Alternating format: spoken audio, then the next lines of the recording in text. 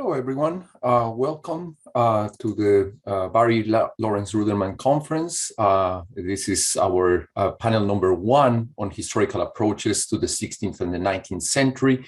I'm Alberto Diaz-Calleros. I'm the director of the Center for Latin American Studies here at Stanford University. And this is an event, as all of you know, which is being sponsored by our Rumsey Map Center here in and Barry Lawrence Ruderman. Thank you so much for having us be able to meet, even if it is happening virtually. I do want to say, before I introduce our 3 panelists, that there is this very important feature of indigenous communities and indigenous societies, which has to do with the continuity and change they experience over the long colonial and then the post-colonial period. When we see the frontispiece of our conference, it is this cuadro histórico-geográfico de la peregrinación of the tribus aztecas que poblaron el Valle de México. This is an 1858 version of it's a copy. There is also a Gemelli copy from 1704. It is often referred to as the Sigüenza map for an important scholar in New Spain. But in this Garcia Cuba's version, what we see is the migratory process of the Nahua peoples. The original map is kept in the Biblioteca of the Mexican Institute of Anthropology, and it was probably produced by Tlatelolco intellectuals, and they show their migratory character. So I want just to remind us that as we think also about the territories where we are right now, the land acknowledgement we did earlier, there is also this enormous mobility of the original peoples in the vast territory that often does not correspond to our concepts of space, or at least to these European concepts of enclosed spaces.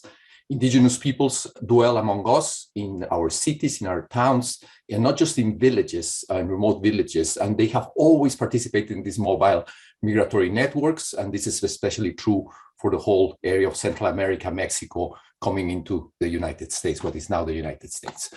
So I did want to say that to begin, but let me introduce our speakers today. I will introduce the 3 of them very briefly and then let them speak for about 15, 20 minutes each of them. We want to keep it within that time so that we can have some time for discussion and questions and answers. So Santiago Muñoz-Arbeláez, he's assistant professor of history and Spanish at the University of Connecticut. He's the co-founder of Neogranadina, a Colombian nonprofit devoted to making digitalization and digital tools available for local archives and community groups in Latin America, editor-in-chief of Historia Crítica, author of Costumbres en Disputa, Los Muiscas y el Imperio Español en Ubaque, siglo XVI, published by Uniandes, and he has launched a bilingual digital humanities project called Colonial Landscapes, Redrawing Andean Territories in the 17th Century. Peter Martin is a postdoctoral research associate and By Fellow in Geography at the University of Cambridge. He's currently working with the European Research Council, with funding from the European Research Council on the Arctic Culture project, which is based in the Scott Polar Research Institute. He has been studying issues of Arctic exploration and the influences of a range of literatures, including exploration studies, history of science, postcolonial studies, and intellectual history. He completed his PhD research and he had a doctoral award between the University of Oxford and RGB IBG. Finally, Marie de Rugy, I hope I'm pronouncing this correctly. She's a lecturer in modern history at Sciences Po in Strasbourg, France. She's published a monograph, which is now going to be translated into English, called Imperial Borderlands, Map and Territorial Building in the Northern Indo-Chinese Peninsula, 1885-1914. And she has several articles she has written on cartography and empire in Southeast Asia. So let's then get started. Please, Santiago, if you can get started with your presentation. Thank you. Excellent. Thank you, Alberto. I hope you can hear me. So hello, everyone. It is a pleasure to participate virtually in this conference, though, of course, like most of you, I'd rather be in Stanford in person. But many thanks for the invitation, especially to Katie Parker, Salem Mohammed, Tyler Mitchell, and the rest of the organizing team that worked hard to make this exciting event possible. Alberto, I think, thank you for your introductory words at the beginning. I think the case I'm going to present to you today has a lot to contribute to that perspective on the mobility of indigenous peoples. So today I'll try to unravel the story of two maps, two early depictions of the northern end of South America in the present-day Republic of Colombia, that was then called the New Kingdom of Granada by the officials of the Spanish Empire. The first wave of Spanish invaders arrived in this area in 1536, led by Gonzalo Jimenez de Quesada. What Jimenez de Quesada himself called the New Kingdom was a Muisca-speaking region in the highlands of the northern Andes that was at the heart of an area of great ethnic diversity.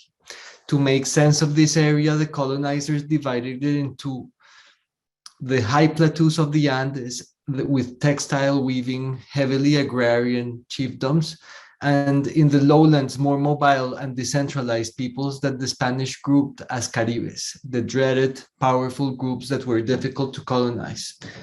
In an anonymous text frequently attributed to Jimenez de Quesada himself, it describes the kingdom in this way. The New Kingdom is all plain land closed in by peaks and mountains and by an Indian nation called Panches, who eat human flesh, different from those of the New Kingdom who do not. And their lands are different because those of the Panches are hot and the New Kingdom is cold or at least temperate. They pretty much identified their geography of the kingdom in terms of a tension between the hot lowlands and the cold highlands. The two maps were created half a century after the arrival of Jimenez de Quesada. They are two simple sketches drawn by hand in the 1580s by Don Diego de Torre, the cacique or ruler of the native chiefdom of Turmeque, a Muisca-speaking region in the highlands, in the cold land of the northern Andes. Don Diego de Torre belonged to that category of people, of mixed people, that the Spanish had begun to refer to as mestizo. He was the son of a Muisca noblewoman called Catalina, the oldest sister of the native chief of Turmeque, and Juan de Torres, a prestigious conquistador and encomendero. According to Muisca inheritance patterns, de la Torre was heir to his uncle's chiefdom, while he was also the son of the encomendero of his community. He was brought up in between worlds. He learned Spanish and Muisca. He was taught to read and write in Spanish and received training in Spanish law, while at the same time learning the skills he needed as a native chief. He had a close familiarity with both his father's and his mother's worlds. And perhaps for these reasons, de la Torre did not go unnoticed, but he became a highly public and controversial figure in the New Kingdom of Granada. When he was appointed chief of Turmeque, he engaged in a series of legal disputes with his half-brother, Pedro de Torres, the encomendero of Turmeque, over the amount of tribute the natives had to pay. From the perspective of Don Diego, Pedro, as the encomendero, expected a larger amount of textile than was fair. Those legal clashes escalated to involve the elites of Tunja and many imperial officers of the city and the Audiencia of Santa Fe, the highest entity of governance in the region. The officials of the Audiencia ultimately removed him from the chiefdom. In response, he managed to escape from the New Kingdom of Granada, surreptitiously take a ship, go all the way to the coast from the highlands of Turmeque to the coast of the Caribbean, and then take a ship that would take him to Madrid.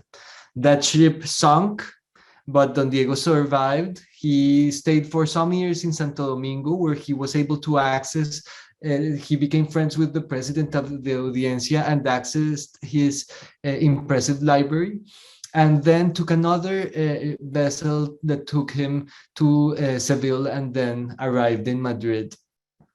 He managed to get all the way to the king's court in Madrid and meet Philip II while surviving the storm.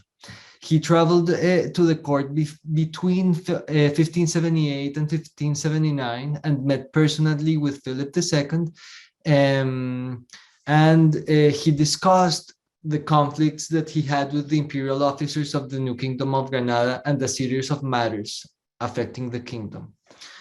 De la Torre gave these two maps to Philip II during his second visit to the royal court in Madrid in 1584.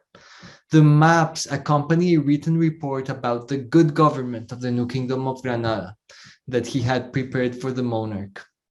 In his written report, De la Torre described to the king and the Council of the Indies the problems that in his perspective had corrupted the administration of the Audiencia of Santa Fe. He also offered solutions to the most pressing issues of the kingdom, focusing especially on the mistreatment of the natives. In this context, the maps were meant to provide a visual description of the kingdom that would help his readers, the king and his counselor, grasp the arguments he put forth in his written documents. The maps reveal the ways in which a mestizo chief of an indigenous community of the northern Andes drew his native landscapes to make them readable for the monarch of a global empire. The maps were centered on the highlands of the Andes. The maps were centered on the highlands of the Andes. One of the sheets depicted the province of Santa Fe, as you are seeing here, and the other one on the province of Tunja. Each province was clearly bounded by a line. Outside of the dividing line, the landscape appears mostly empty. But De la Torre did include brief annotations about lowland settlements and native groups, some of which he described as tierra caliente or hotlands. At the center of each of the provinces stood the Spanish cities of Santa Fe and Tunja, which were surrounded by indigenous towns. The distances from the outer towns to the central city of Santa Fe and Tunja are indicated in leagues and are signaled by the symbol of a hand that points in their direction. De la Torre also included the most important rivers, mountain peaks, lakes, and other natural features. The most important of them was the Magdalena River, which connected the Andes to the trade routes that would ultimately lead to the Iberian Peninsula. De la Torre included a drawing in the Magdalena River. De la Torre included a drawing of the canoes paddle up river from Cartagena to Vélez, the nearest port to the city of Santa Fe at the time. Paddled by the native peoples called bogas in a devastating task that had long been controversial. As a side note, Don Diego wrote, "In this river, there was an infinity of Indians, all of which have been consumed in the cruel boga," the navigation of the river, "in such a way that from 50,000 Indians, there are none left." The maps show how De la Torre chose to depict that world. In them, the Andean landscapes appear to be a collection of chapels and cities. The symbol he used to visualize the native settlements was a church. In some cases, the churches were accompanied by indigenous words such as Guatavita, which you can see here, Simijaca, Macheta in the province of Santa Fe, or Turmequel and Guasaquianchita for the province of Tunja. These were complex and multi-layered native concepts, indeed central to the social and political organization of the Muisca people that designated with one word a place, a political structure, and a native authority. These concepts had undergone a series of transformations as they were put into writing by trying to match Muisca sounds with the Roman alphabet. In this process of writing the native words and associating them with a church, the native concepts were detached from their original meaning and introduced into a new set of associations. This form of representing the populations of the Andes was firmly set in a large-scale imperial project known as the Reducciones, a resettlement project aimed at making indigenous peoples live Catholic lives, what they referred to as la vida en policía, or life in good order. And space was a way to create these new lives for the empire. The reducciones implied forcing indigenous peoples to abandon their homes and move to different settlements, organized around a main square and drawn along a grid following Catholic organization. Central and imperial hierarchies and forms of social control would be visible in the main square, which was the location for the church, jail, chief's residence, and homes of native nobility, while the houses of the common folk extended outward. Imagined as an ideal and divine space, the orthogonal grid was applied to several cities in the medieval period. However, this checkerboard design replicated itself throughout the Americas, consistently after the installment of some of the first colonial cities in the Caribbean, like Santo Domingo, or Havana, or Cartagena. And it was applied also in the massive resettlement projects in Peru and Mexico and other parts of the Americas. In this way, the grid became the main form of urban design in the Indies.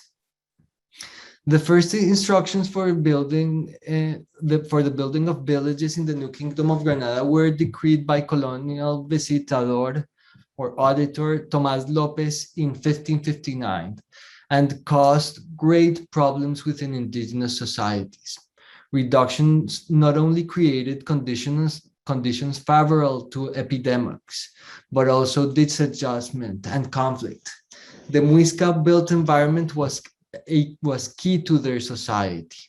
As Hope Henderson and Nicholas Ostler have shown, the Muisca concept for the house, composed by terms like ge, ka, ye, uta, or for the settlement with words like gesbakana or ge, ganekana, incorporated broad notions of place, time, and the body. One of the indigenous spaces that most intrigued the Spaniards was the Chiefs Cercal, which could be translated as enclosures or palisades. These were ceremonial spaces built in large gatherings and cultural ceremonies that united the whole community. The Spaniards describing them, and I quote here, you can see in your screens, the forms of their houses and buildings, although they are made of wood and covered with a long hay that is found there, are of the strangest making and manner ever seen, especially those of the caciques and nobles, because they are like fortresses with many fences around them, in the way the labyrinth of Troy is usually depicted here. And the houses have great courtyards with great sculptures and also paintings everywhere in it. The Muiscas left testaments to their cercados in goldwork. All these spaces were deemed diabolical by the Spaniards and were erased in the process of the reducciones. The resettlement was indeed a violent project opposed by many. In the 1560s, in Turmeque itself, the chiefdom where that Don Diego de Torre would later rule, Guatavica, an ethnic authority, fled with his community to the moorlands to avoid early attempts to settle them in new villages. Just one example of how those were contested spaces. By choosing to depict this territory as a collection of chapels, Don Diego represented the landscape of the Andes as reducciones, villages in which the natives lived peacefully under the supervision of friars and where the resettlement policies were no longer contested. In some cases, De la Torre did not even include the native concepts. The drawing of a house or a cross would suffice to convey that the natives all lived like Catholics and that their settlements had been redrawn to follow the imperial guidelines. The graphic composition of Don Diego de la Torres' maps adapted the geographies of the kingdom to the visual regimes of the empire. The lines, icons, and text compose a reading of the landscape and the peoples of the northern Andes that predicted how King Philip himself would read the territory. Around the time of Don Diego de la Torre's first visit to the court, Philip II had ordered local authorities all over the Indies to fill out a questionnaire as part of the massive enterprise for the colonial collection of knowledge known as the Relaciones Geográficas de Indias, the geographic relations of the Indies. The form consisted of 50 questions, and it was variable at some points. There were many more questions about geography and local societies, economies, and politics. It placed special attention on toponymy, ports, water supplies, the distances between settlements, as well as rivers, lakes, mountains, peaks, and other special geographic traits. Finally, it asked that local officials illustrate their written responses in a plan or colored painting. De la Torre's maps in many ways fulfilled the instructions for this massive project. They included distances, special geographic characteristics, as well as major riverine routes, and they indicated the cardinal orientation. While the royal cosmographer expected highly standardized responses that could be accumulated and mapped in a single framework, local authorities answered the homogeneous questionnaire in radically different ways by inscribing it in indigenous systems of representation. The end result was not a clean response that could be systematically processed, but a testimony to the extremely rich visual regimes and geographic knowledge of the global Spanish Empire. And we're seeing here a few examples of the visual responses from Mesoamerica, currently in the collections of the Benson Library at Austin and magisterially analyzed by Barbara Mondi in her book, The Mapping of New Spain. In contrast to many surviving responses to the Relaciones Geográficas, De la Torre's maps are well grounded in European conventions. His was an Andean colonial landscape where native settlements could be represented by Catholic houses of God. In fact, De la Torre's maps differ from other contemporary maps by Spaniards, such as the map drawn by Juan Nieto as a companion to Juan de Castellanos' Elegy of Illustrious Males, a poem of more than 100,000 verses, indeed the longest poem ever written in Spanish language, which praised the virtuosity of Spanish conquistadors in a time when they had been deeply criticized. Like Castellanos' poem, Nieto's maps projected the values of its maker onto the shapes of the landscape.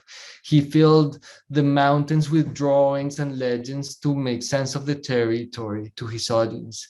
The vivid drawings include a sea monster, wooden and rope bridges, ships, and a nude man running from a crocodile, as well as the tags of the sites occupied by autonomous indigenous groups like the Pijaos. In contrast, in De la Torre's maps, there was no place for the rebellious Pijaos or Carares, nor was there a place for Guatavica, the captain of Turmeque who fled with his community to avoid living in villages, or for the people of Choachi who had lit the church on fire after the first resettlement project and had fled from the town grids. De la Torre's image was that of a new kingdom, where the landscapes and peoples were organized according to Catholic precepts, and yet where the native peoples were suffering greatly due to the mistreatments by Spaniards. In that sense, his decision to ground his representation in the Andes and not even include a mention to the lowlands, to the hot lands of the Caribes, many of whom had not been subjected to Spanish rule, is also telling.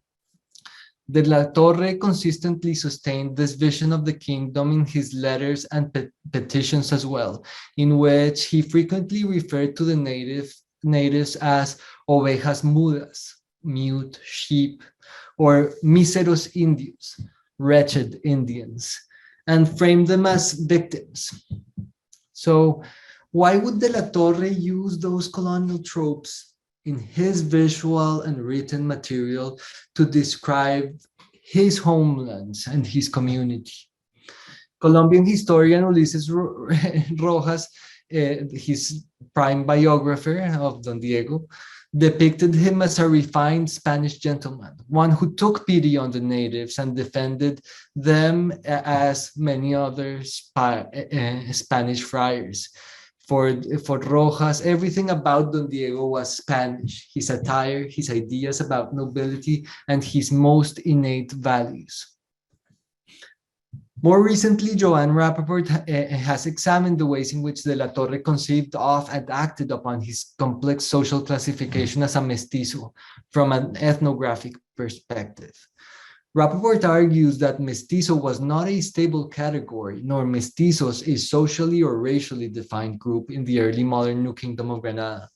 Mestizos rather tended to disappear with the passing of time, blending into other social categories.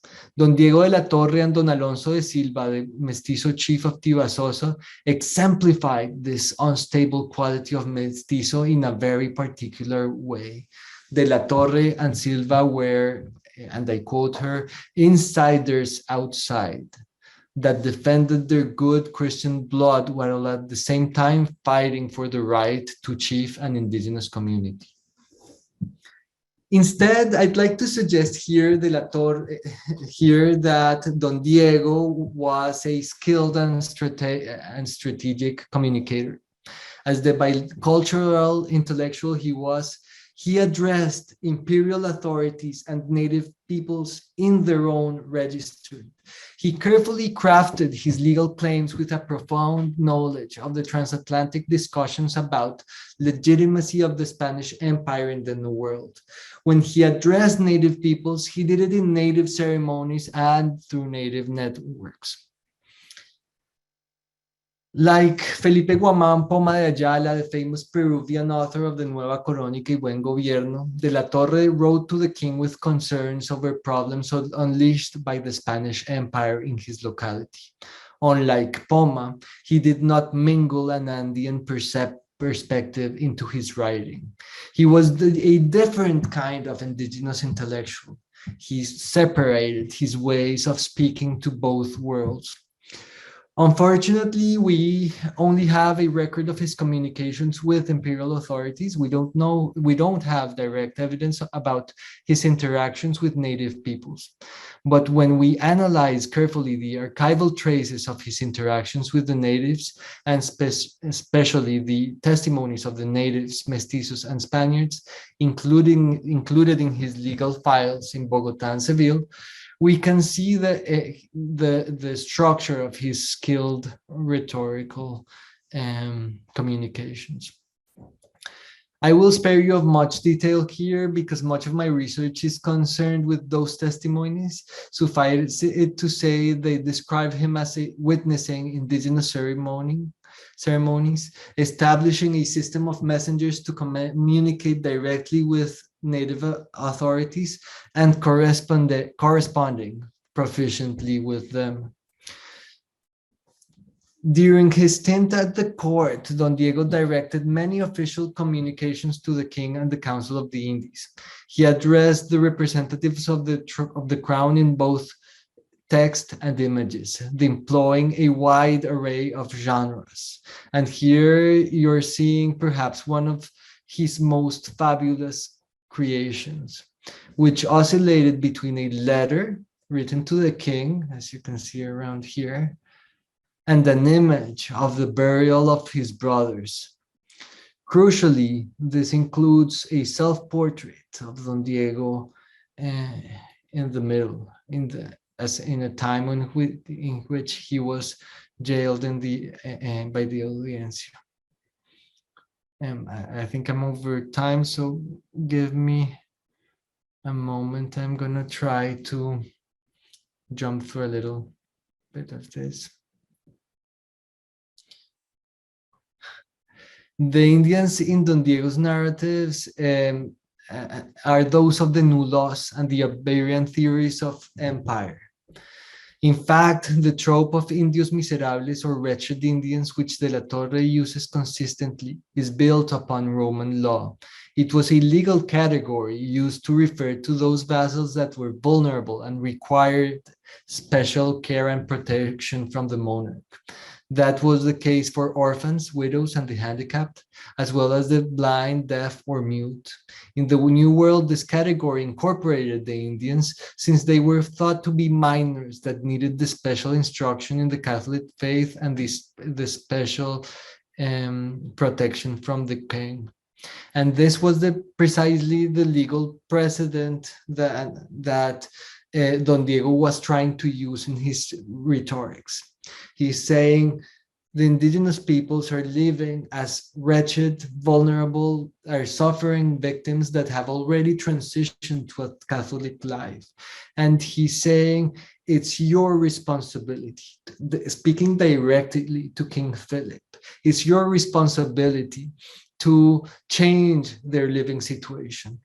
And so he uses that Hispanic background anchored in the Roman law to suggest that imperial bureaucracy was corrupt, that the monarch himself was accountable, that he would not be able to clear his conscience,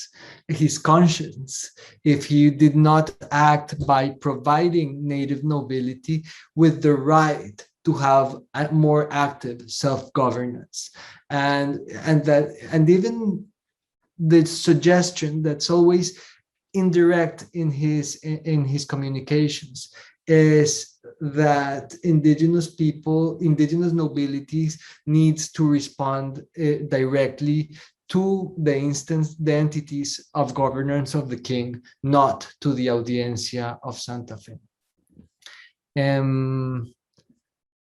So I think I'll stop there. Well, let me just say that the story, his was a radical political project, one that empowered indigenous peoples and made them a key part of imperial governance. But the outcome was bittersweet. After being initially well received by King Philip II, who sent an auditor to see what was happening in the new Kingdom of Granada, he returned triumphantly to the new kingdom. However, things turned awry, and Don Diego ended up jailed and sent back to Madrid under the charges of sedition. A very complex set of circumstances, and Don Diego turns out being sent back again to Madrid, and he's absolved in 1587 of the charges of rebellion, but he would never return to his native Turmeque or ever set foot again in the new Kingdom of Granada. He died in Madrid in 1590 when he was 40 years old.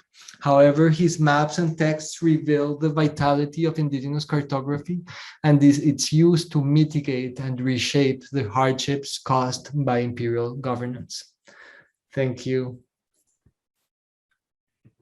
Thank you very much, Santiago. I misspoke at the beginning by telling people much shorter time. You do have 25 to 30 minutes, so you did excellent. Thank you so much for staying within our time. And I do want to say to the audience that use the Q&A box to ask your questions. We will get to the questions at the end. There are already a couple of questions having to do with where people can see the maps. There is a virtual exhibit that you can link in the Rumsey map webpage. And in Santiago's maps in particular, I guess they are in the Pares, in the Archivo General de Indias, right? Santiago, I hope I'm not. Yes, that's right. Yes, that's because right. there are a couple of questions about that. So let's go now to, where are you?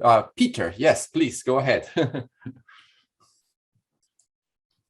Thanks very much indeed. And I just want to echo the other speakers and say, thank you very much indeed for having me here as part of this wonderful conference.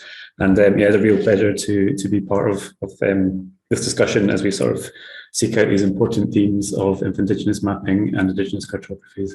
I'm just going to try and share my screen just now. Hopefully this comes through clearly.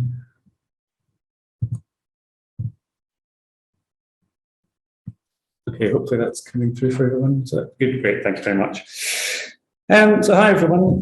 My presentation today actually begins in the year 1875, when the British Admiralty were preparing for their next expedition into the Arctic regions.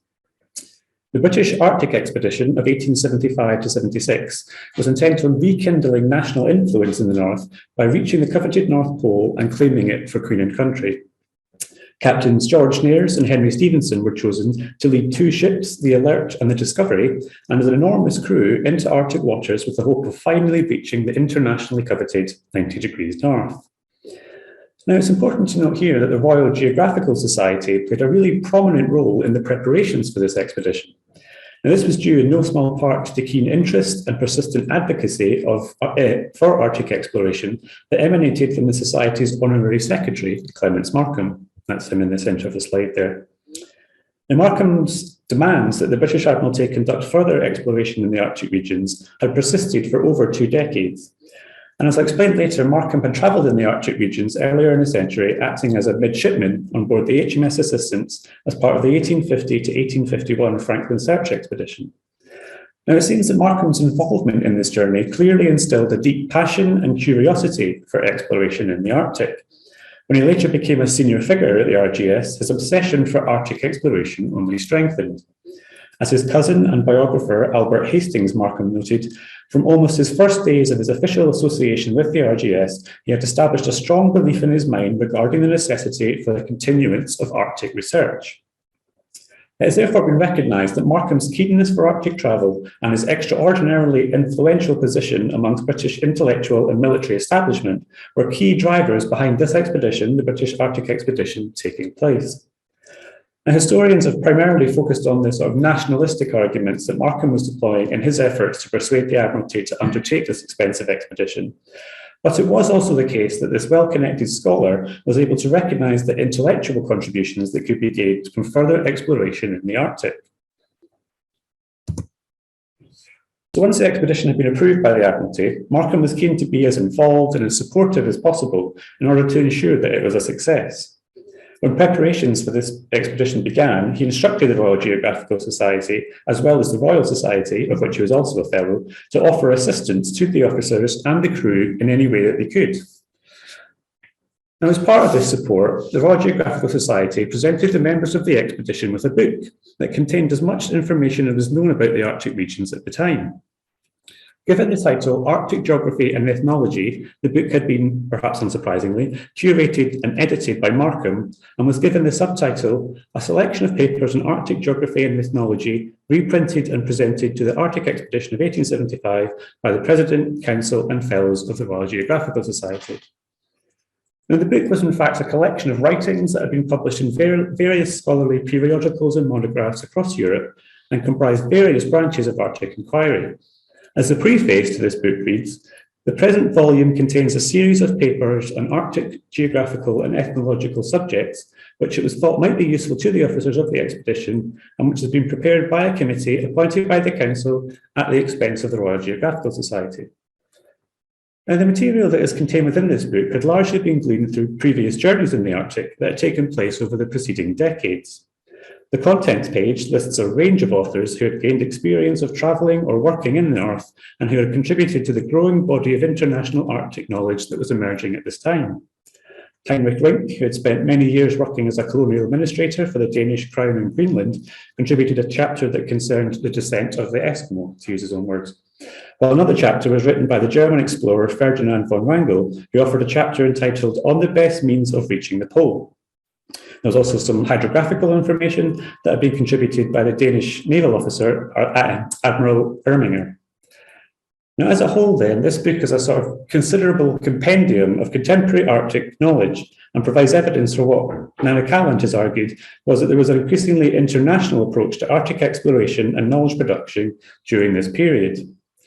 But crucially though, I argue that this book must also be understood as an attempt by Markham, and indeed the wider Royal Geographical Society Fellowship, to project this ambiguous institution's authority in geographical matters during a period in which the RGS's overarching raison d'etre was far from certain.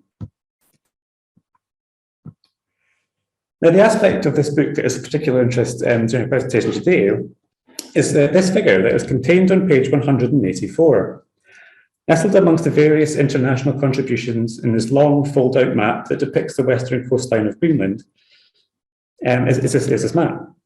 Beginning in Cape York at the bottom and stretching upwards to Pickerloo at the top, the map presents a detailed representation of the islands and inlets that comprise the northwestern coast of the island. Now, curiously, the map also contains a note that is positioned at the bottom left-hand side, which offers the tantalising glimpse into the intriguing story behind its production. This note reads, quote, drawn by Kallihirua, alias Erasmus York, partly from his own observation and partly from what he has heard his own people say. The Eskimo names are given by himself and are written as pronounced. John on board the HMS Assistance during the winter of 1850 to 1851. This inscription therefore suggests that the map had been produced by an individual named Kallihirua. We could perhaps infer from the word Eskimo that Kallihirua was a member of an indigenous Arctic community. However, no further information regarding the identity of this figure is given on the map, and few details are revealed in the text of the book. It is therefore the case that the circumstances surrounding the production of this intriguing map demand further historical investigation. Kallihirua, who is depicted in this portrait here, was in fact a member of the Inughuit community which inhabit the areas of northern Greenland. Now, the precise date of Kallihirua's birth is unknown, but it is estimated to be around 1832. And what I want to do in my presentation then is to explore the circumstances in which this young Inuk from northern Greenland was attributed authorship of a map contained within the Guide to the Arctic that had been produced by the Royal Geographical Society. And in order to do so, I'll be drawing from several of the themes that I'm sure we'll be exploring in this conference as we seek to think critically about those maps that are produced by or in collaboration with Indigenous peoples. I appreciate there are a few different definitions of Indigenous mapping and Indigenous cartographies that we'll be exploring over the coming days. So I just wanted to explain briefly the use of the term that I'll be using. The definition I use in this paper refers to the historical co-production of cartographic materials between Indigenous and non-Indigenous peoples within the conceptual space that Mary Louise Pratt has termed the contact zone. So what this critical body of work does is take an ethno-historical approach to understanding the processes through which various types of geographical knowledge have been produced and broadens the scope for those who may have been involved in historical cartographic practices. And in doing so, such analysis has revealed that cartographic materials, as we know, were regularly co-created by individuals not conventionally considered to be producers of geographical knowledge. So John Shore and G. Malcolm Lewis have both developed this idea of cartographic encounters, and they explore how the now commonly understood fact that maps made by white explorers drew heavily upon Indigenous cartographic contributions. The scholarship in this area has shown that non-European peoples from all corners of the earth have been involved fundamentally in the production of European geographical knowledge for centuries, and that many maps, or indeed other representations of the earth, have had significant contributions from Indigenous peoples. As John Shaw further explains, the successful European and later American exploration of the New World resulted from the exchange of information between newcomers and Indigenous peoples. This exchange can be read from contemporary accounts and is embodied in contemporary maps. But importantly, what this analysis has also revealed is that Indigenous contributors to cartographic and other types of knowledge have rarely been recognised to their full extent, as we were hearing from the previous presentation. Following scholars like the historian of science Kapil Raj, it has been argued that Indigenous involvement in processes of map making have regularly been obscured, erased, or simply ignored within histories of science, exploration, and navigation. And the importance of reinterpreting these histories of cartography has therefore been recognised, and the myriad of other non-European peoples who are involved in producing different representations of the Earth is beginning to be uncovered. As a result, various Indigenous individuals are having their agency, influence, and intellect with respect to cartographic representations appreciated in ways that have not hitherto been the case. I recognise many people at this conference will probably be familiar with this literature anyway, so I won't go too further into that. What I will say a bit more about, though, is what I'll focus on today is the curious position that Inuit cartography occupies within these literatures and discussions relating to Indigenous mapping. Now, in 1990, the cartographic historian Robert Rundstrom explained that, quote, the historical record of contacts between Inuit and Western explorers is replete with references to the former's skill and facility in producing planimetrically accurate maps. So this idea of a particular cartographic competency on the part of the Inuit to produce accurate maps has a long and intriguing history in both histories of Arctic exploration and histories of cartography. We can perhaps think about the 1972 study that was conducted by John Spink and D.W. Moody, which argued that, quote, the published examples of Eskimo, to use their words, cartography, display a phenomenal amount of accurate spatial representation and locational awareness for works created by a so-called primitive people. Now, what Spink and Moody did was draw on sources such as the British Arctic explorer William Parry, who, while he was searching for a Northwest Passage, noted that, quote, we found ourselves close to a small island created by the Eskimo, to use his words, Siowak, and laid down by Iliglulik in her chart with astonishing precision. And you can see these charts on the slide now. So Parry was apparently impressed with the similarity of the island depicted in Iliglulik's map to the topographical landscape with which he was now confronted. And from this description of an Inuit Indigenous intermediary's supposedly astonishingly precise map, the notion that Indigenous peoples of the Arctic possess a particularly strong ability to produce accurate cartographic representations emerged and has since continued to be a commonly held assumption within Arctic scholarship. Spink and Moody also draw on the work of the anthropologist Franz Boas and his fieldwork in the Arctic. And again, we can see an example of these kind of maps that he collected in the bottom left. But what I really want to sort of focus on here is the fact that this particular idea of a particular cartographic competency on the part of the Inuit has been firmly critiqued. Archaeologists, historical anthropologists, and ethnohistorians have questioned the notion that Indigenous peoples of the Arctic possess the innate cartographic ability that has been so frequently ascribed to them. Explaining instead that these communities have historically possessed an entirely different cosmological view of the world, the anthropologist Claudio Aporta has noted that traditionally the Inuit have used a method of geographical representation that greatly differs from map views of the territory employed in most Western societies. And similarly, the anthropologist René Fawcett has noted that archaeological investigations have not discovered any evidence of geographical charts drawn or incised on skin, bone, stone, or ivory, and Arctic ethnography contains no reports of Inuit making, using, or possessing tangible maps, and there is no oral tradition of mapping on material media. So recognizing this fact then, rather than taking for granted that the Inuit were particularly able map makers, scholar Michael Bravo instead argues that we must consider Indigenous cartographic materials as the product of what he terms moments of commensurability and incommensurability. And what this idea refers to is the relationships that were gradually built between the non-Indigenous and Indigenous peoples in question in order to reach a point in which the mutual or commensurate level of understanding could be achieved, which would in turn facilitate the sharing of cartographic information. As Bravo himself puts it, the distinguishing feature of these paper artifacts, and let's avoid the term maps for the time being, is that they point to dialogues, conversations, and exchanges of gestures, which initially information may not be readily distinguishable or recognizable. So what does this mean then? This means that when confronted with a map reportedly produced by Indigenous peoples of the Arctic, rather than assume a sort of predetermined cartographic competency, we must instead examine closely the circumstances in which this map was drawn and interpret the motivations as well as the assumptions of those individuals involved in these moments of cartographic encounter. I argue then that the creating of an illusion of an exceptional Indigenous cartographic ability was in fact a rhetorical device that was deployed by Western explorers in their attempt to bolster their own self-representation as credible and reliable travellers and explorers. the various historical descriptions of indigenous Arctic peoples contributing to the drawing of supposedly astonishingly accurate maps should therefore be recognised as an example of carefully constructed narratives that were produced by Western explorers who narrated them. So the remainder of my presentation today will therefore use these insights in order to examine the circumstances through which a particularly different set of cartographic materials were produced. What I'll do is tease out the moment of cartographic encounter that took place in northern Greenland in 1850, which resulted in the creation of the map that was printed in Markham's Arctic Geography and Ethnology, which I showed you earlier. And as will be made clear, near identical processes of narrative construction were also taking place during this important moment of contact and of geographical knowledge transfer. Okay, so the disappearance of the British naval ships, the Erebus and the Terror in the mid-19th century sparked multiple international efforts to investigate the fate of John Franklin and his men. During the spring and summer of 1850, a flotilla was dispatched by the British Admiralty in search of these missing ships. A total of seven ships, led by Horatio Austin on the Resolute and Erasmus O'Mani on the Assistance, left Britain with their sizable crews on board, all hoping to fulfil their national duty in rescuing their missing compatriots.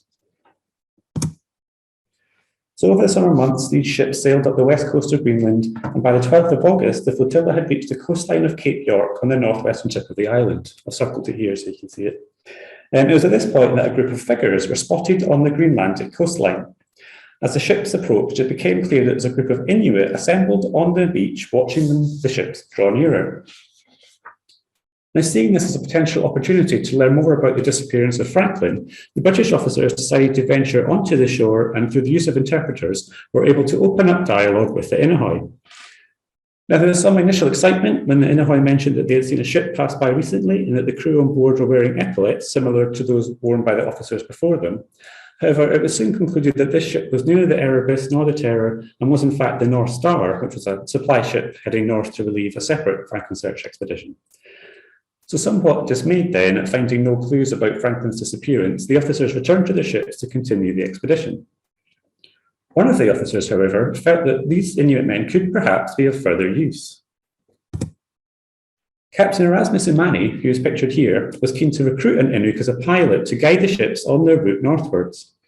Now, as is often the case with Indigenous, non-Indigenous encounters, the precise details are difficult for historians to discern. This is because we inevitably only have one side of the story on which to base our analyses.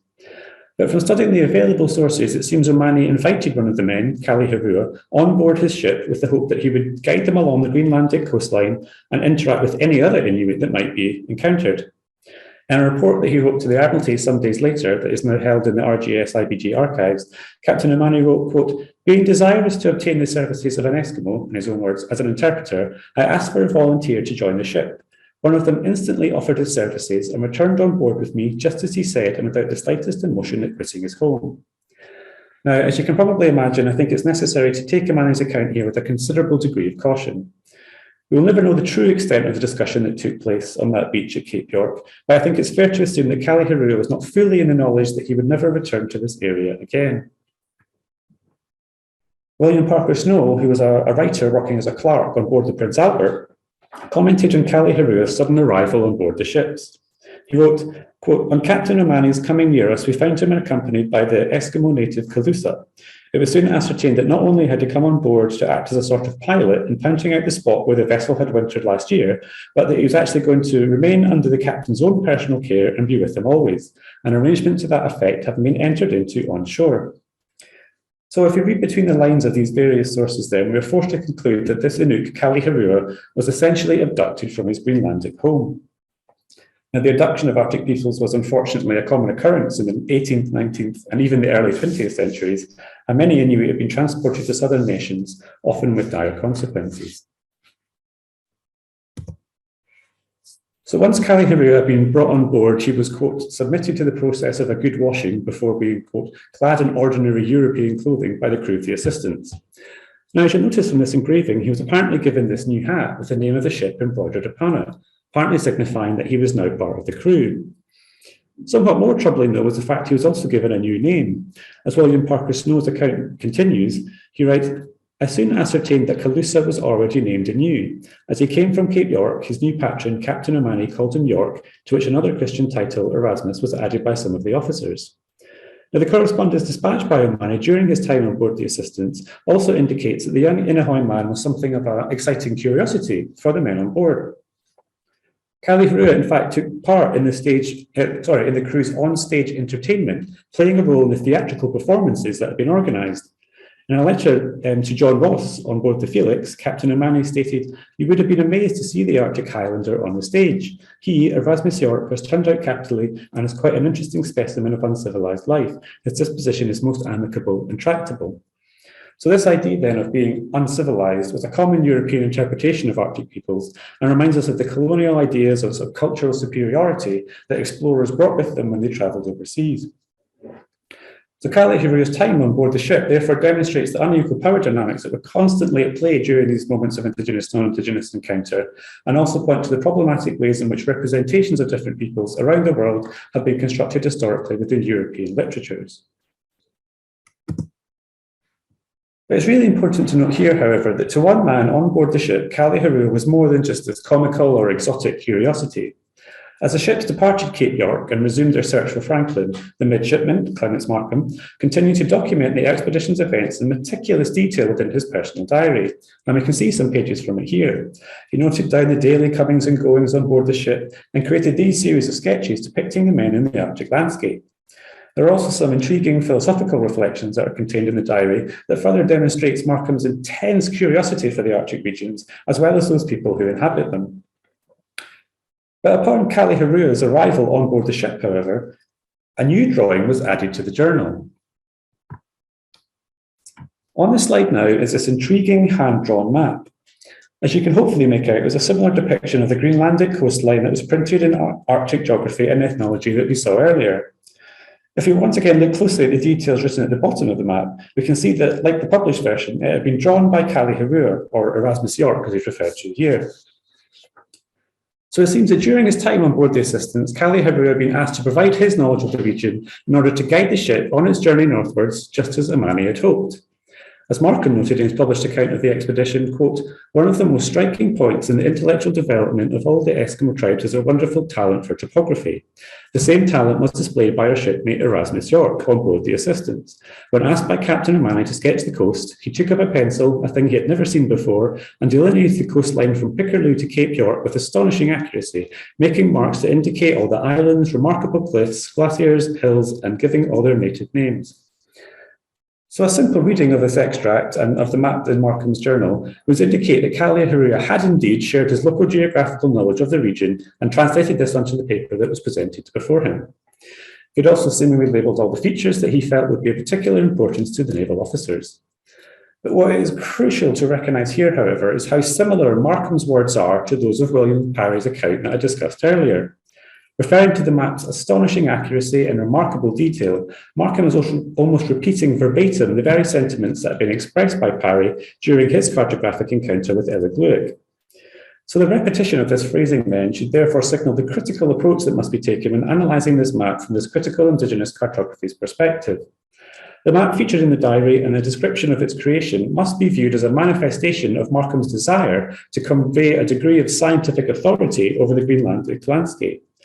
As with Parry's earlier cartographic encounter, the map attributed to Kallihirua was described and presented in such a way so as to reinforce Markham's perceived geographical competency. Describing the skill with which Kallihirua drew the map and repeating the notion of Inuit cartographic competency, Markham was in turn demonstrating his own skills in conversing with the Inuit and extracting the coveted geographical information that pertained to this area.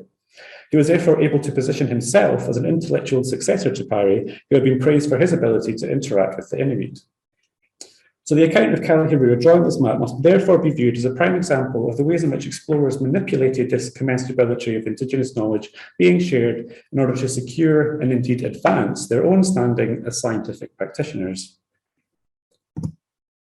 And of course, these points are compounded when we return to the map drawn by featured in Arctic geography and ethnology. As we know, the original hand-drawn map was redrawn and was printed in Markham's Guide to the Arctic.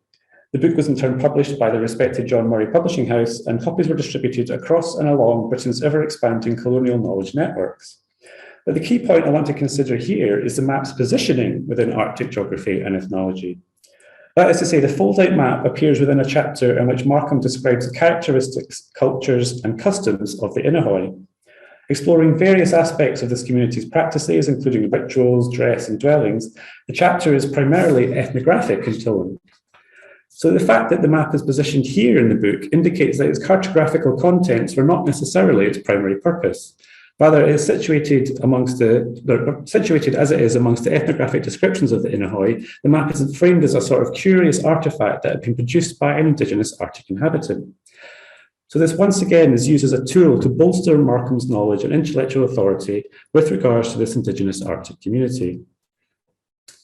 So on first inspection then, the publication of Arctic Geography and Ethnology must be seen as an attempt by Clements Markham and the RGS to provide the members of the British Arctic Expedition with a useful resource to support their travels in the region that was to a large extent still unknown to Europeans. Yet, as my paper today has argued, it must also be recognised as an intention to convey the intellectual authority of the Royal Geographical Society over the Arctic regions, and also, by implication, the scholarly reputation of its Honorary Secretary, Clements Markham. Collated and edited by this keen Arctic advocate, Markham's authorship of the book is as much an indication of his desire to promote the capabilities and potential of the RGS as a means of conveying geographical knowledge to the leaders of the forthcoming expedition. The inclusion of this map attributed to Kallihirua within this volume must hence also be contextualised within this wider context. So for those of us interested in Indigenous mapping then, the information contained within this map is not necessarily of significance per se, nor indeed is the fact that it was attributed to Indigenous intermediary. Rather, it is a carefully constructed narrative that surrounded the creation and presentation of this map that is of vital importance. The map provides further evidence for the fact that claims of cartographic competency attributed to Inuit were often little more than rhetorical devices deployed by explorers in order to convey their intellectual authority over the Arctic regions. So as we historians of cartographic knowledge seek to gain a more accurate understanding of how our world has historically been co-produced through these moments of Indigenous, non-Indigenous encounter, it is vital to be mindful of these factors, or else we might risk misrepresenting the complex relationships that were formed during these important moments of intercultural exchange. Thank you very much indeed, and yeah, happy to answer any questions during the Q&A later. Thank you so much. This was, again, an incredible insight into the actors themselves, Kallihirua or Don Diego de Torre. I think we are building up knowledge in ways that is incredible, the way you have been able to come to bring those voices forward. So I want to remind the audience that please put your questions on the Q&A and we'll try to make sense of everything together at the end, in the last minutes of the session. So now we have with us Marie. Please go ahead. So hi everyone, and thank you very much for inviting me, for also the organizers of this spectacular conference. So today I will present the results of my postdoc project in Cambridge 3 years ago, which allowed me to work on Burmese maps from the Scott collection held in the university library. I borrow elements from the following article, article Looting and Commissioning Indigenous Maps, James George Scott in Burma, so in the Journal of Historical Geography 2020, for people who want to know more or who can't really get my French accent. Before that, I would like to briefly introduce my book on maps and territory building in the northern Indo-Chinese peninsula, which was published in 2018 in French and has recently become available in English with a foreword by Matthew Edney. So I'm very honored with this. And so it is the revised version of my PhD, which offers a connected history of imperial borderlands at a time of scramble in Asia. The English incorporated Upper Burma in the Raj after the Third Anglo-Burmese War in 1885, while the French created a protectorate on Annam Tonkin, which is nowadays the northern part of Vietnam. The book is based on three major arguments. First, it is relevant to compare British and French geographical practices and policies. And I took comparison as a method and as an object, which means how the British and the French looked at each other. Second argument, it is relevant to write a connected history of the borders in the area. Van Chendel called for a comparative history of the borders in Southeast Asia. And among the debates following the publication of Zomia, Clarence Smith had pleaded for such a history. So actually the game played by the Chinese and the Siamese towards the British and the French had to be analyzed in the same way. Therefore, it was relevant and necessary to write this connected history that aimed at understanding the whole process of borders delineation from all sides, on the ground and in the centers of power. And thirdly, one can only speak of a limited power of maps, as is increasingly demonstrated, nuancing previous work on the power of maps. So here is the contents of the book. So in 9 chapters, where I deal, as you can see, with so a connected history of exploration, then the colonial departments in Burma, in Indochina, but also in Siam and China. The collaboration and competition between the institutions, then the work on the ground, so triangulation, also the inquiries with populations, and also 1 chapter on already indigenous maps, so how the British and the French did use Asian maps to be able to do their own. And then I just go on with roads and borders and other logics of territorial rules and also anomalies. So that was just to present this book to you, and in case you're interested, you can also have a discount till the end of the year. So please don't hesitate to use it if you want. And so I will now go on with my presentation on this Scott collection. The early mapping, sorry, the early mapping process on the ground shows how the Europeans had to deal with local populations and how these ones have been part of the process, willingly or not, and how these early years or decades are thus specific and can also be seen as a period of transition more than a brutal shift. I argue that European mapmakers had no choice but use indigenous knowledge to a large extent before they could be autonomous. The scientific practices on the ground largely included the use of Asian maps by the Europeans, drawn on paper or cloth with a pencil or in color, as hastily scribbled sketches or elaborated maps. The indigenous maps in the Scott collection show a great variety and forms and formats.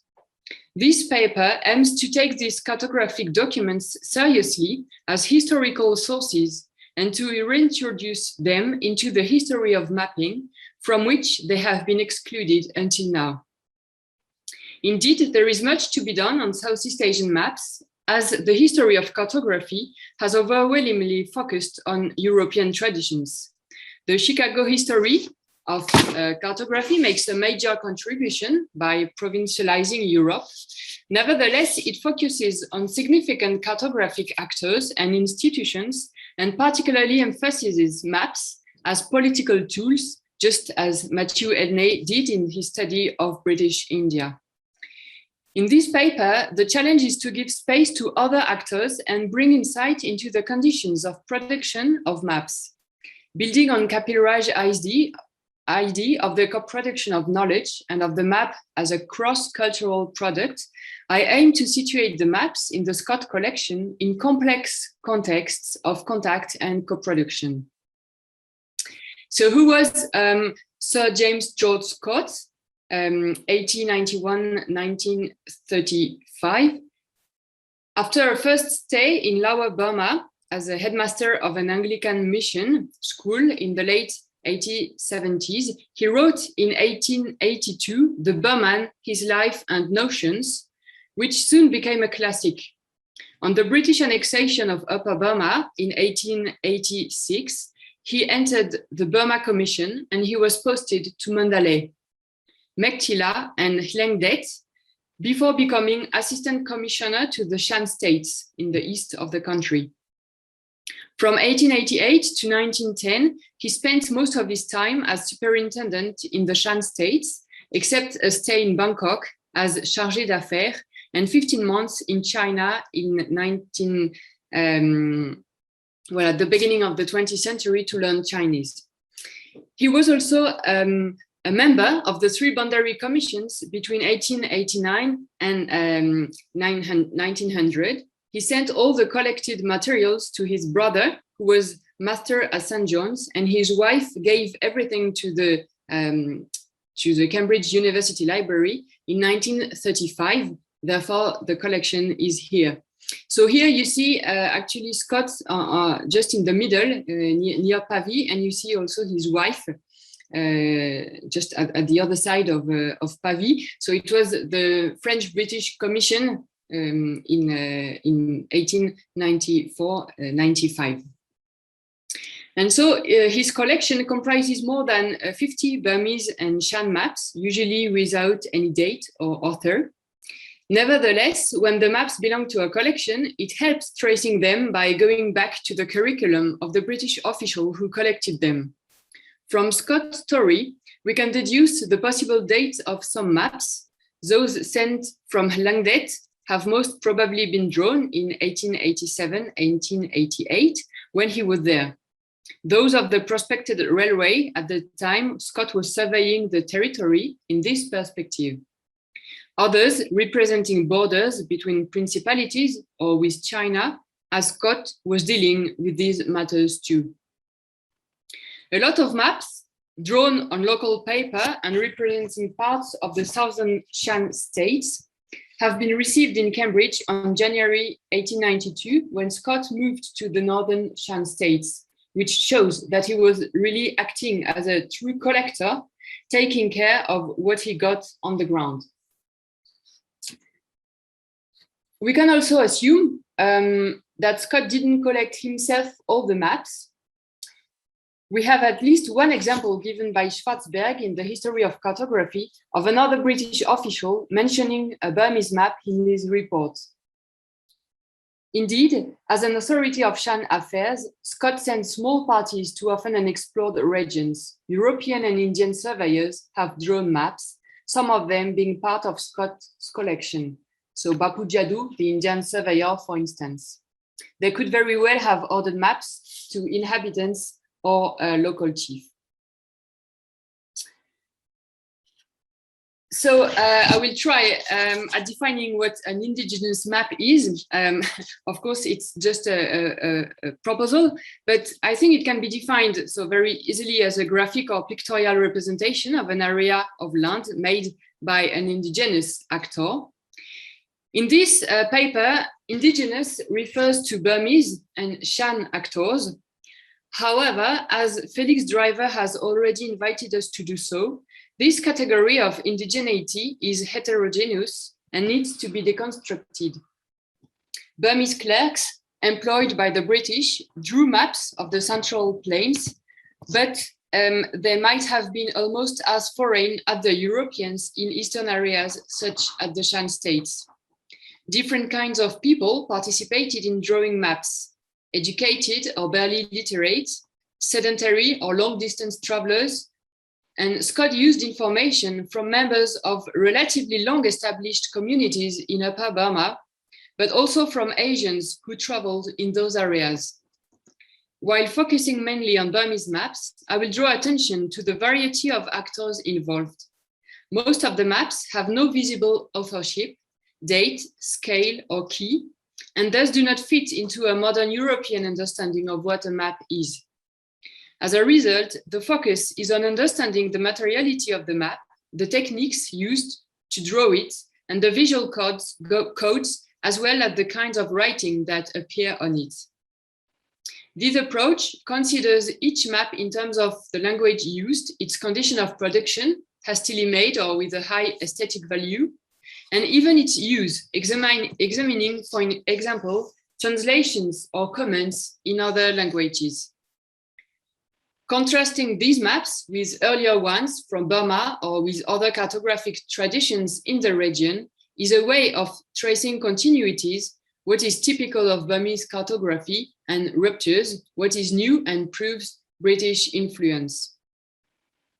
Nevertheless, complementary historical sources are needed to confirm the internal analysis and to go further in reconstituting the overall context of production and reception, as well as the identity of the probable map makers and the skills they were likely to have had.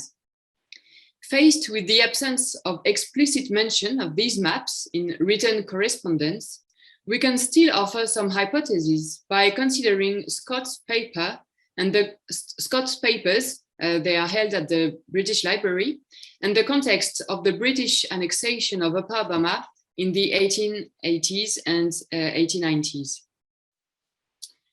So Scott, you can also see him here on this picture, which is a book written from him and his wife, actually. So you can see him on the left.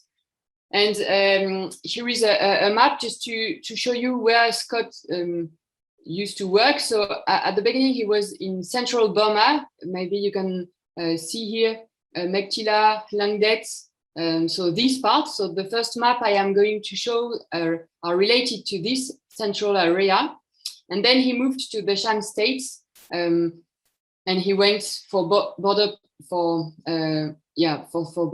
purposes. He went to Chengtung. He went to then more of these eastern parts. So just for you to be a bit aware of this map. And so I will do this in two parts. So first I will present pre-colonial administrative maps that may have been found or looted by Scott or soldiers and then given to Scott. And then how he commissioned indigenous maps in a context of imperial expansion. And we will just focus on two main aspects: intelligence gathering and road building as contexts of production of these indigenous maps. So a first category of maps includes those made by Burmese cartographers to fulfill the administrative purposes of the pre-colonial state. These may have been useful to the British, even though attempts at achieving commensurability were almost non-existent, since European and Burmese cartographies could align despite fundamental differences in their spatial discourses. In Burma, as elsewhere, maps ordered by the monarch may have had two main roles. First, they had a symbolic function and served to establish a strong image of the ruler. For example, maps of the royal cities were made for this purpose. There is a book that was recently published by François Teinturier on these royal maps for those interested. Second, they were made for the administration and seen as tools of political power to delineate the boundaries of the different centers of power, to allocate lands or make cadastral surveys for taxation purposes. Three maps representing parts of the Mctillard district in central Burma can be used to explore these representational strategies. All of them, as you can see, are colorful painted cloth maps as large as bed sheets. Pieces of fabric are sewn together for the biggest maps, but lengths and widths differ each time. In other words, it was not one roll of cotton that was distributed among Burmese officials to map the country. Neither date nor cartographer are mentioned, and orientation is provided through the 4 cardinal points written in Burmese on the 4 edges of the maps. These maps show a bird's eye view with very figurative trees, mountains, and pagodas, according to visual codes that create a unity within each map. Place names in Burmese are sometimes enclosed within circles or rectangles, single or double, according to their hierarchy. The map showing the Yindo subdivision, so this is the last one, the third one, makes it possible to count the number of villages in the territory and gives the distances from the main city, so Yindo, in the Burmese unit, Ta, which corresponds to approximately 3 meters. The map could be read as one whose information comes from cadastral records, as well as SITANs, administrative records made by provincial officials for the king, which provided answers to inquiries from the central administration on administrative boundaries, the number of villages, revenue, and so on. During the Konbaung dynasty, such inquiries occurred in 1783 and 1802 at the country-wide scale and may have served as a basis for these maps, probably drawn later.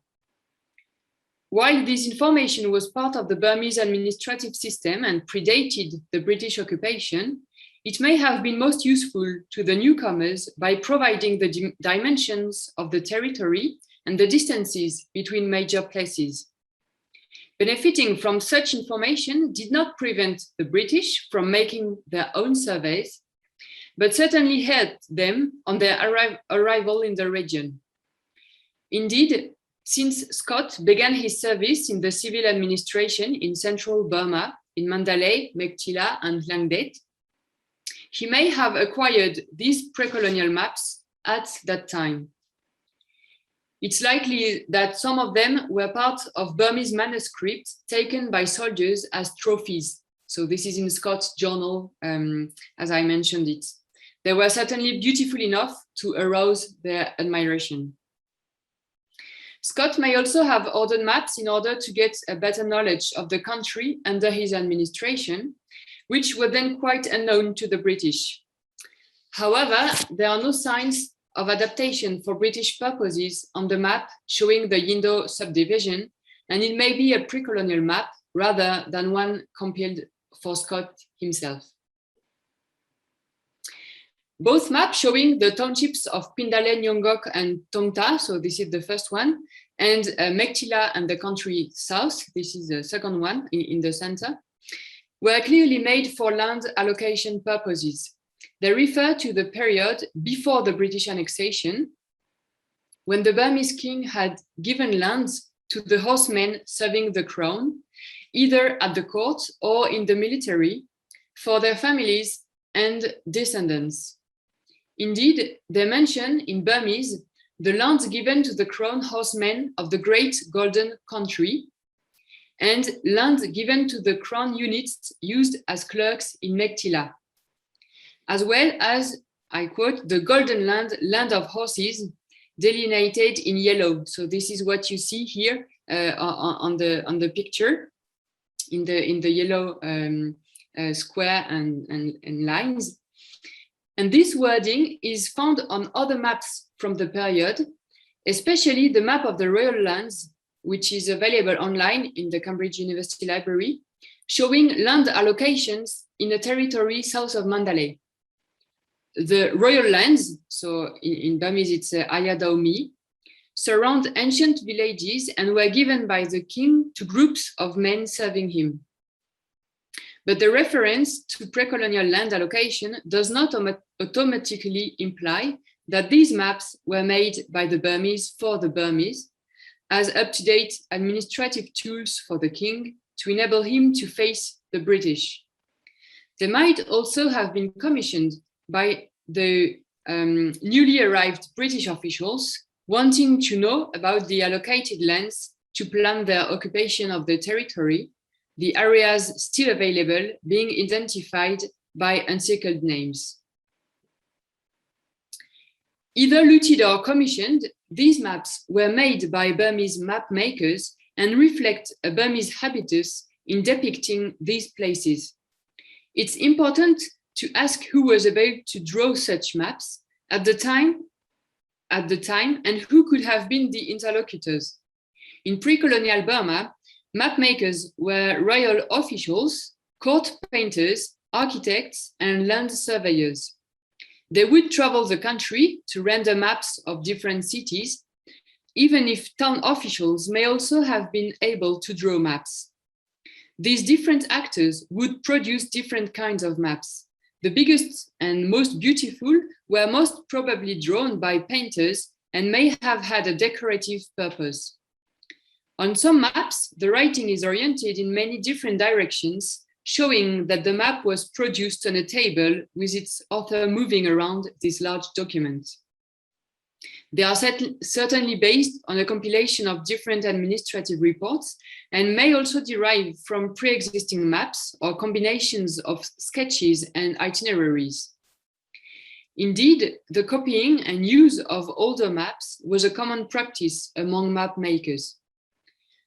Overall, the aesthetic quality of the three maps indicates that the drawing took place in an adequate location, probably an official residence, and required care and attention.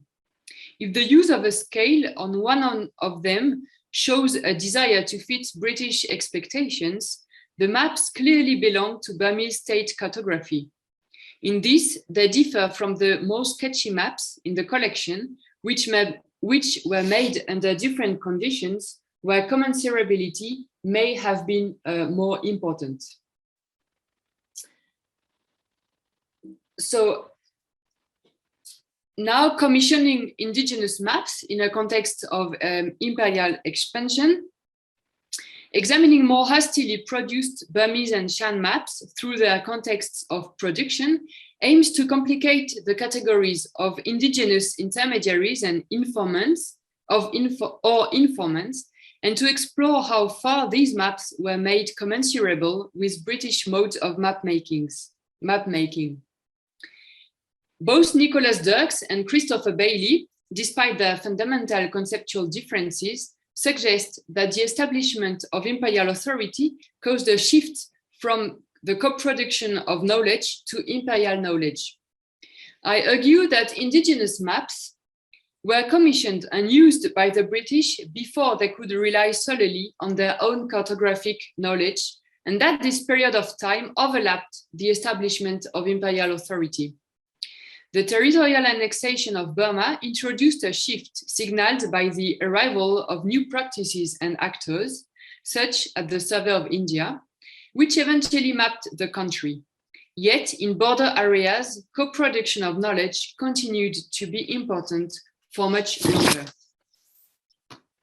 Scott's activities created many opportunities for indigenous mapping. It's not possible to reconstruct the whole process of the inquiries and encounters these investigations involved between British officials or surveyors and the people who answered the questions. Nevertheless, it is possible to speculate about the kind of interlocutors involved and offer some insights into the identity of the informants, whether Shan traders or local chiefs. This enables us to understand who the authors of these maps might have been, the circumstances in which the maps were made, and how commensurable they were with British forms of cartographic knowledge.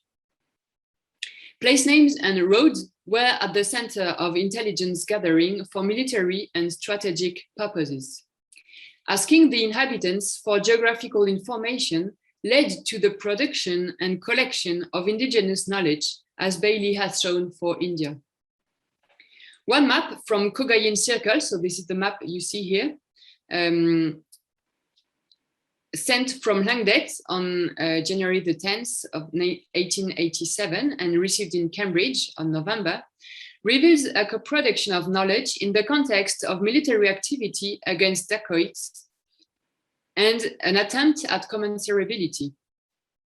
Drawn on paper without any scale or legend, it represents a circle, so an administrative entity within a district, using a Burmese way of depicting the hills and a pagoda, with the place names for circles, rivers, and villages, as well as some distances in Burmese.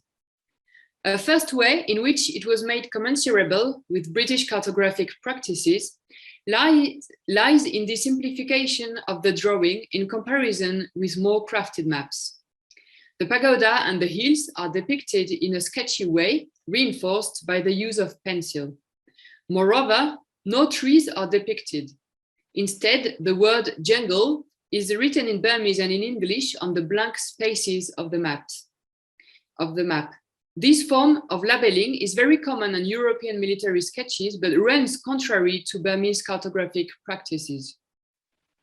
It may indicate that the Burmese author knew English practice and produced a mixed representation as a result. A second aspect of commensurability appears in the translation of terms of the map. Interestingly, given that most maps in the collection were not translated at all, or at least not in a systematic way, most of the names on this map were translated into English and the distances in Burmese units converted into English miles. This was exactly the sort of information that interested the British, and it is significant that some distances in miles, so 2.5, 4.5, 3 miles from Mandalay to Langdon Road, etc., are not translated for Burmese, but were probably added by British surveyors. Also added were military comments. So, for instance, probable line of retreat of dacoits, cavalry here, as well as a hierarchy of roads. So you can find on the map road, Carter Road, Royal Road. These additions prove that the information originally available on the map was insufficient for British military needs. The additions may have come from further information given by the map maker and added in English, or the British may have used this sketch map drawn by a Burmese and annotated it themselves for military purposes. Whatever their provenance, the additions reveal how far the British built on a Burmese map and made it fit their military needs.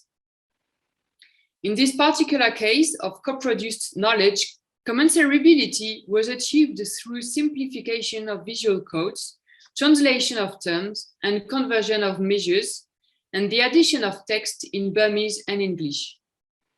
In the first years of British Upper Burma, the military and the Survey of India needed such Burmese maps, even while they used their own men and methods to survey the country. The construction of new roads for the military and for the integration of the newly conquered territories was another important context for Burmese mapping.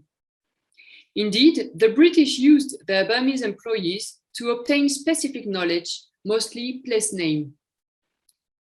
For example, a Burmese map representing the road from Langdet to Nyong Shwe, a town bordering Inle Lake, so you can see here at the bottom right of the map, mentions an author on the back, calling it, I quote, our staff map on the way up. The map depicts a very important axis linking the plain of Mandalay with the Shan states. Okay, I'll just do it quickly. Scott supervised the construction of this new road.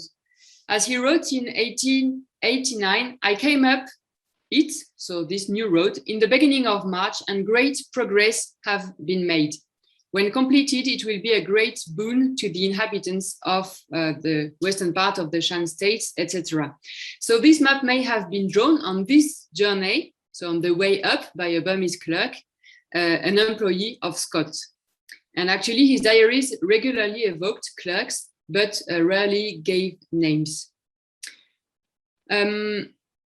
So showing different degrees of commensurability, these Burmese maps reveal that establishing imperial authority relied initially on indigenous knowledge, place names, most of all, but also routes, and that Burmese employees by the British were certainly key actors in this co-production and of knowledge. And I just conclude by saying that this is why actually these early decades of colonization deserve our attention as a framework for very specific contacts whose analysis can contribute to current debates. Thank you very much. Thank you so much, Marie, and thank you for giving us the chance to have a few minutes at the end for Q&A. I think it's incredible, this possibility that emerges particularly the previous map to this last one, of seeing such different context of cartographic conventions and imperial projects, and still, be able to see similarities as you see the roads and the kinds of things also Alex Hidalgo showed us in his keynote. So it's incredible to have this back to back. But let me go to the questions. The first one I will ask is from Caroline, I think it would be Caroline de la Tre, I think. And she asks specifically to Santiago, but I would like if every one of you could answer as quickly as possible the general question she's asking. So she asked about Don Diego de la Torre's map and how they were perceived by the local native communities who appear in those maps.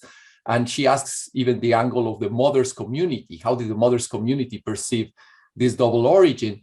But I wonder also if Peter or Marie could also tell us something about how you think the Inuit themselves or the Burmese scholars thought of these co-produced map makers in general. So Santiago. Thank you very much, Alberto, and Caroline, I love this question. I think it's very important. She asks, how did they perceive him, and how would they have seen these maps? So we don't have any evidence of Don Diego showing these maps to the people of Turmeque. He actually produced these maps during his second trip to Spain, when he wasn't able to go back afterwards, right? He died in Spain. So we don't really know how they interpreted his images in particular. We do know that the conception of mestizo, of him as having a double origin, that only makes sense from the perspective of the European ideas of mixture. And in this period is a very, very complex system based on what they called at the time blood purity. It's a system that was transposed from religious differences between Jewish, Muslim, and Christians, and was applied in the New World to the combinations between indigenous and Europeans and Africans as well, to create a complex racial hierarchy. But indigenous peoples didn't have those same ideas of heritage or the body, right?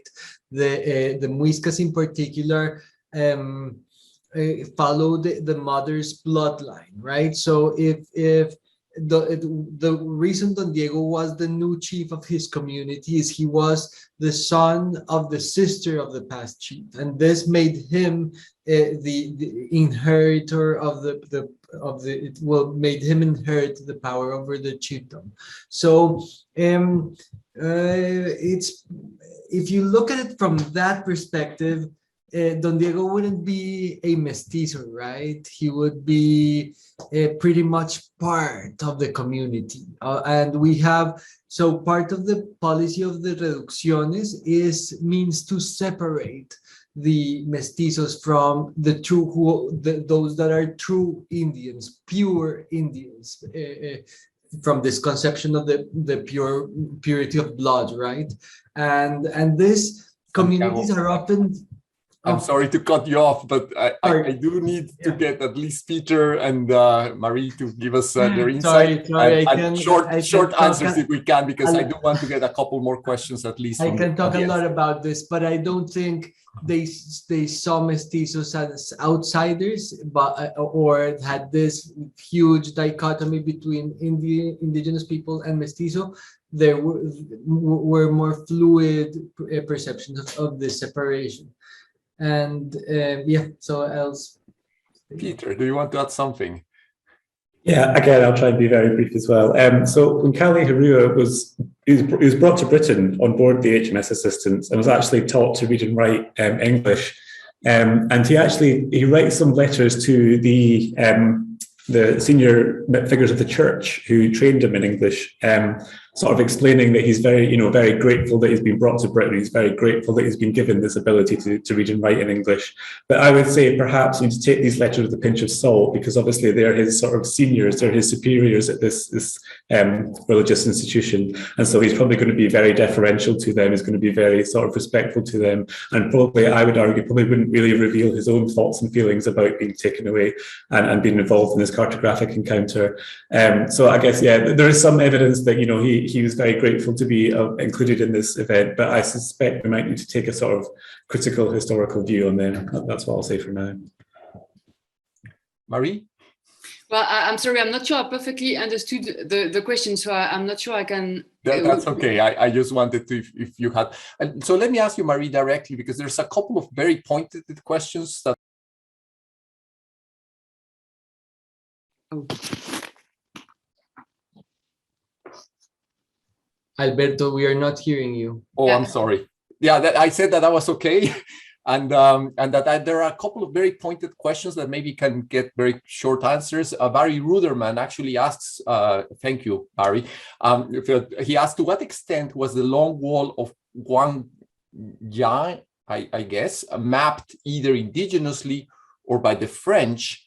And then Diana Lange also asks a question about whether the colors and the symbols, do you have legends or keys to know a little bit what is in the first maps? Do you know something about those legends? Yes, I will first begin maybe with the last question from Diana Lange. Thank you for it. So no, there is no legend. So we have to guess what the colors and the forms say. And about the wall, I'm sorry, I don't see the question. If the French did maps, what specifically? The wall bordering Vietnam. Oh yes. Yeah. So that is the question. Yes, of course they did, and this is why it is interesting to see both. So to have this connected history, to see how British and French did, because actually they did the same in the region. So with China, so yes, they did, and so I speak about it in my book, but there are a lot of previous books that also deal with this. Especially this border with China, which was a line, which used to be a line, so it was a bit different from other borders in the area. So, thank you. Let me move now to one question from Vera. I cannot do all the questions, but I will ask this question from Vera Dorofeva Lichtman.